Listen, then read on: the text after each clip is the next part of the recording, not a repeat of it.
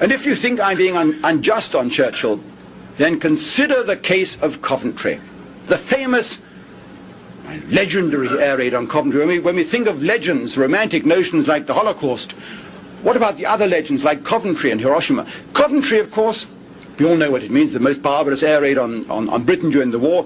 300 people were killed there, I believe, altogether, slightly over 300 perhaps. Enormous industrial with damage to the aero engine. But the real story of Coventry is where Mr. Churchill was that day. You see, Churchill was told 2 days before that there was going to be a barbarous air raid on Coventry, a barbarous air raid on Britain.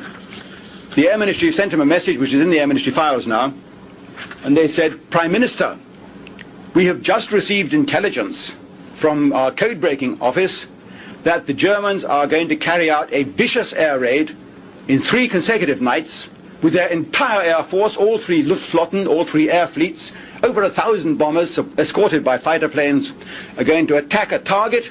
We know the second priority is outer London, the third priority is the Thames estuary, the fourth priority is the home counties, so it stands to reason the top priority is the centre of London. They're going to attack it night after night for 3 nights. Code name Moonlight Sonata, Mondscheinserenata, so it stands to reason that the first night is going to be the first full moon night. And Churchill says, when is this? And the Air Minister says, well, the first full moon night's the night of November the 14th to the 15th. Well, one of the documents I've managed to obtain, I managed to rent for £5,000 the private desk diaries of Mr. Churchill. I rented them from the gentleman who stole them, who was his bodyguard, his Scotland Yard detective, Tommy Thompson. Commander Tommy Thompson's godson rented them to me. And here is the extract from the desk diary for the actual Coventry period. I mentioned, as I said, Mondscheinserenata was going to be the first full moon night, November the 14th. I'll give it you bigger. Here we are. A blow-up of that. As you see, it was November. November the 14th was going to be the first full moon night, and the raid is going to last for 3 days. 3 days, beginning probably on the dusk of November the 14th to 15th. So Mr. Churchill draws a bracket of 3 days with no appointments in London, please. Because he has been told that the target, number 1, is London. And he says, when will we know when this doleful event is going to take place? And the Air Ministry says, the documents are there in the Air Ministry files. The Air Ministry says, well, Prime Minister, we will know for certain when the date of the raid is, because the Germans always send out on the morning of a raid a spotter plane to check the weather over the route. And we intercept his radio signal back to Berlin. So that will give us warning of the actual day of the raid. And we will know of the actual target of the raid when the Germans that afternoon switch on their blind bombing beams. And we will send up a radio plane, a radio intelligence plane, to see where the beams intersect. And that tells us what the actual target is. And Churchill says, very well then, keep me informed. And comes the morning of the raid, November the 14th, he goes about his business as usual. He's got a full programme that morning, November the 14th. He goes to Westminster Abbey at midday for the funeral of poor old Neville Chamberlain, who's died a few days previously of cancer. That's one reason why he wasn't able to continue in office, in fact. And then he comes back from Westminster Abbey. Churchill asks the latest state of play, and the Air Ministry tells him in a message, which is in the files, well, in the meantime, we have now intercepted the radio report of the weather plane. So tonight, Prime Minister, is the night. And on our information, we believe the target is still central London. Churchill looks at his appointment calendar, 2:45 Lord Halifax, 3 o'clock Mr. Attlee, no more appointments after that. He sees these two, I know that, the appointments are confirmed in their private papers.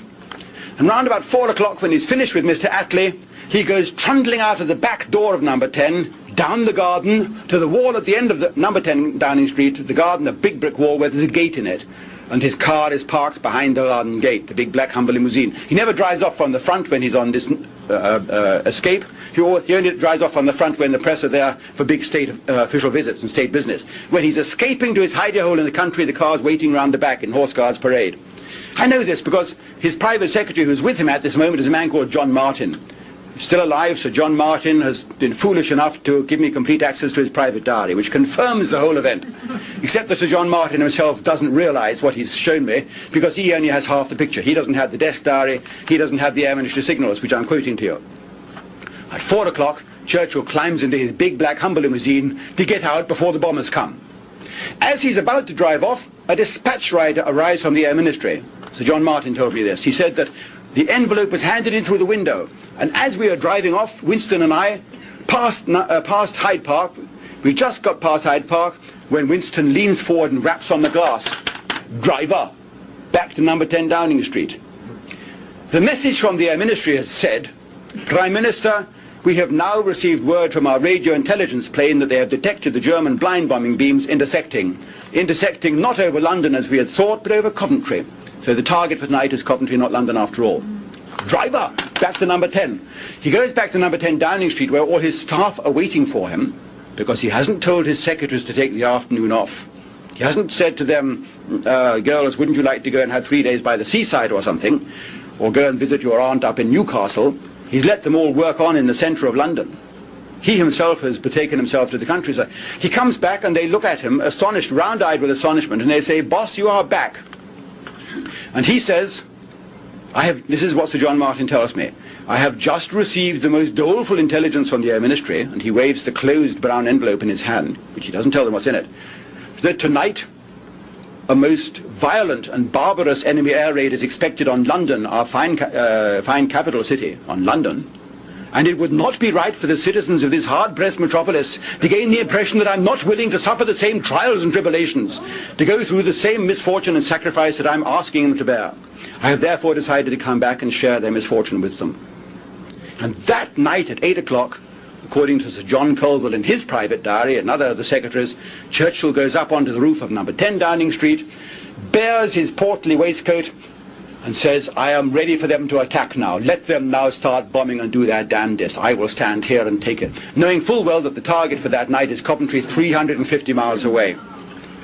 It's a rather sad story about Mr. Churchill, but as President Reagan might say, you ain't heard nothing. I mentioned earlier his habit of attending a cabinet in a certain condition.